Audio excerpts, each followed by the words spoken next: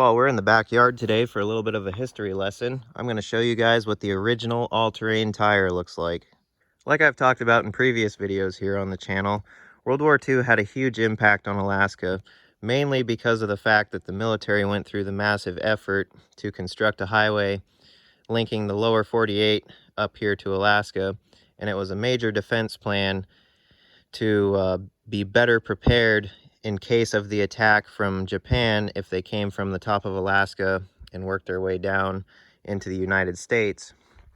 So not only was that a huge military strategic plan, but over the course of that entire thing, it better brought a lot of equipment into Alaska, mainly stuff that, was not available to civilians, like, six-wheel drive trucks, four-wheel drive trucks, cable dozers, cable shovels, all kinds of stuff that was not readily available up here and was kind of hard to acquire up here for, people trying to start up something, or whether it was mining or making a business for themselves, or just living off the land, trying to hunt or whatever.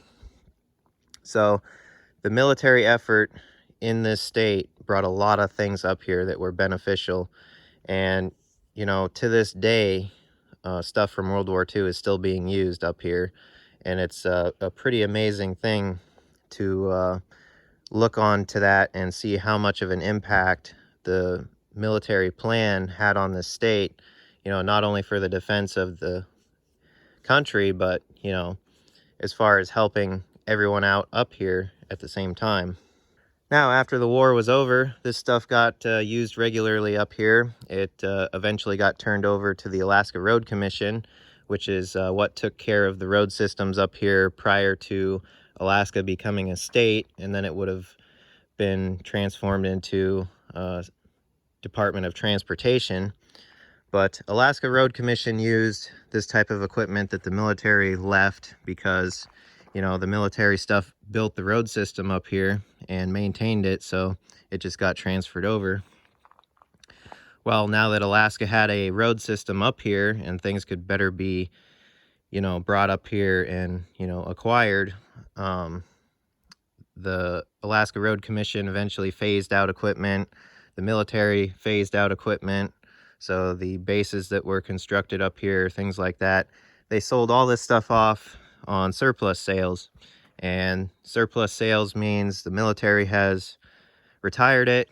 The civilian public can purchase it and do whatever they want with it, basically, which is what happened up here a lot. People bought up, these kind of trucks, dozers, all kinds of equipment.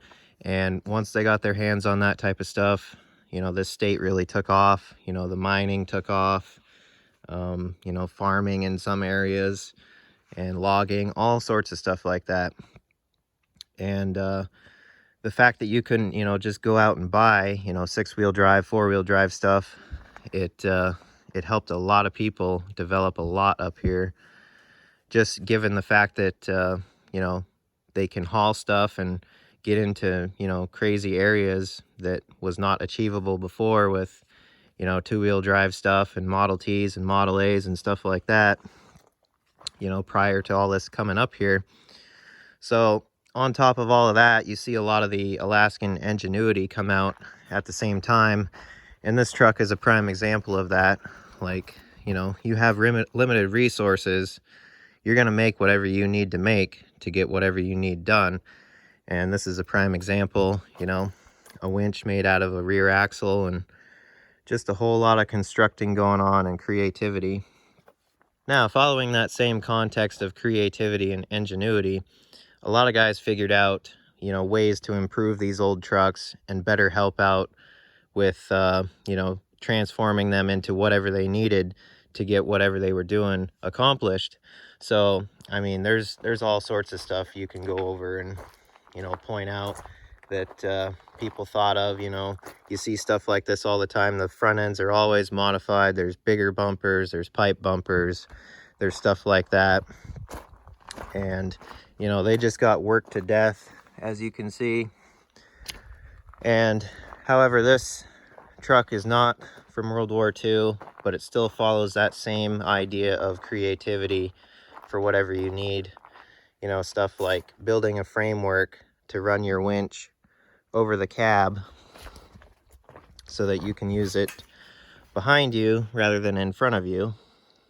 Along with stuff like this, A-frame booms built on the front. The military did it, so, you know, a lot of guys, after they got out of the war, they replicated those setups. And then, you know, everyday average people that were not in the military, you know, they saw that type of stuff and they replicated it, you know. So there's a million setups like this up here. And, you know, they're all different. They're all unique. It's super cool to see, you know, how somebody transformed a vehicle that was basically produced for a war and then meant to be thrown away after, you know, and they're still going today. But yeah, it's super cool.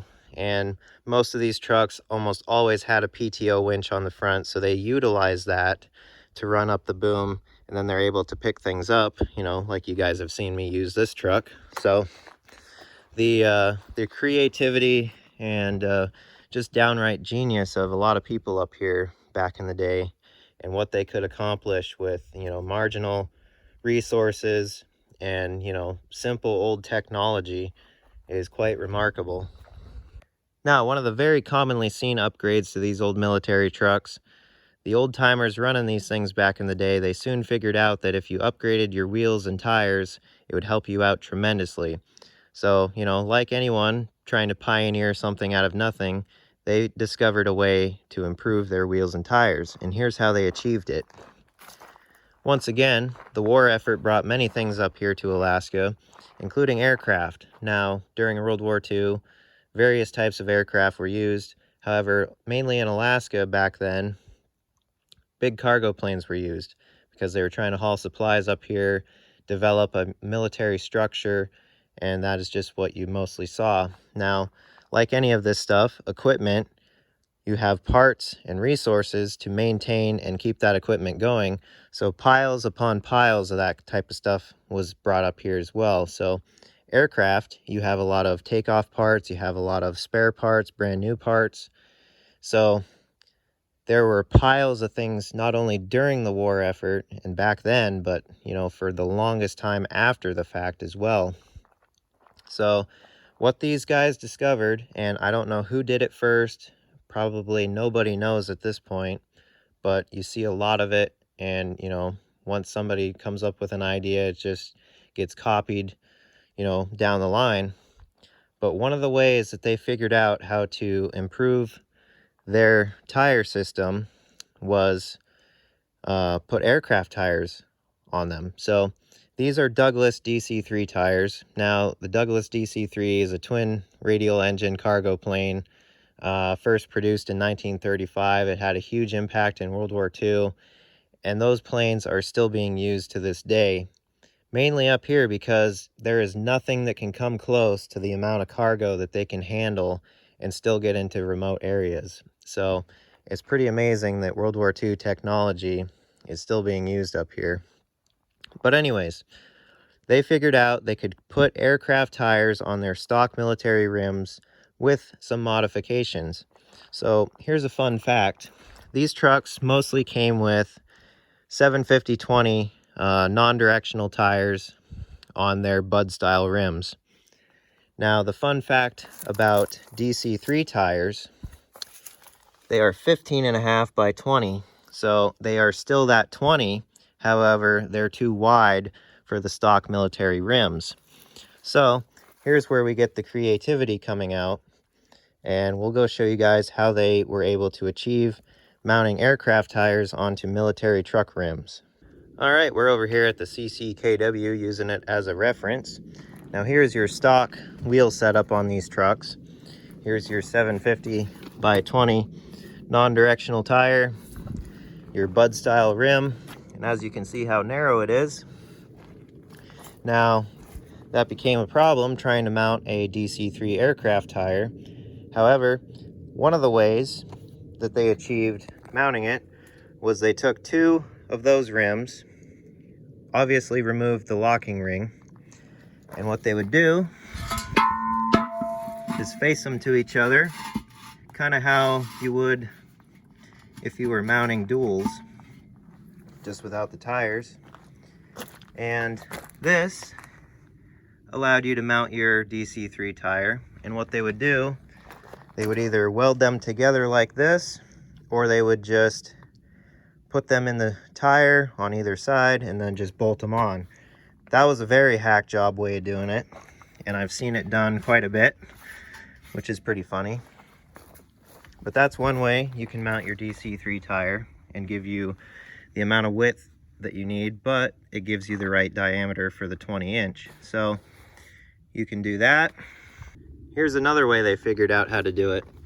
They took their two rims and they modified them and welded them together. So on this one, as you can see, they torched out the face of their Bud style rim and then welded their two together and then positioned their one face in here where they wanted it and then welded that in. So that's another way you could do it, and this is the more commonly seen way to do it with the aircraft tires. And then you can have another look from this side on this one. It's just two stuck together and then, you know, weld them up. And they did this on the M37s as well. They ran aircraft tires, and I have a set of rims back here for that.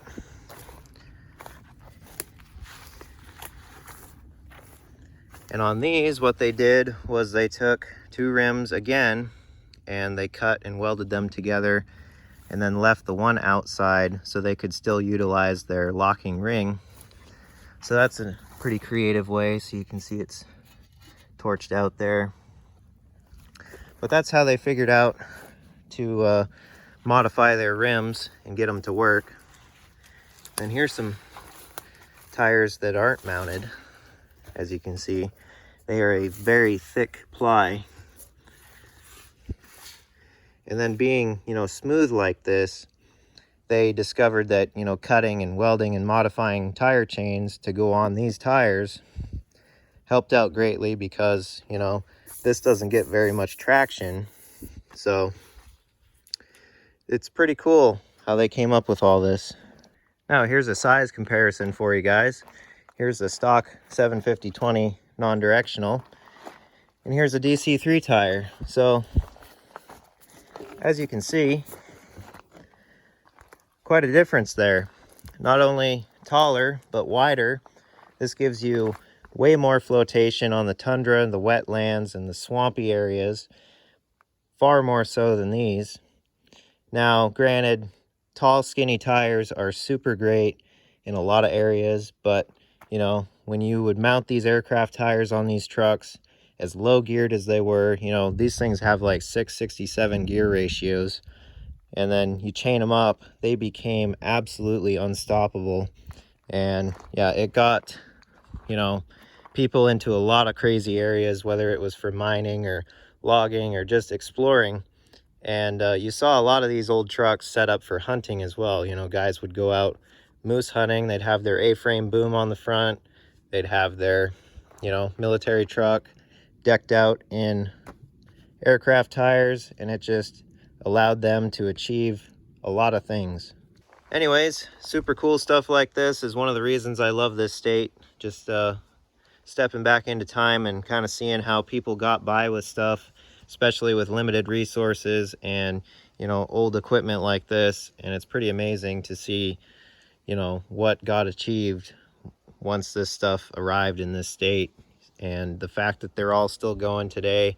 You know, there's people still that moose hunt and do what they need to with old World War II trucks and DC3 aircraft tires on them that are chained up. So it's super cool.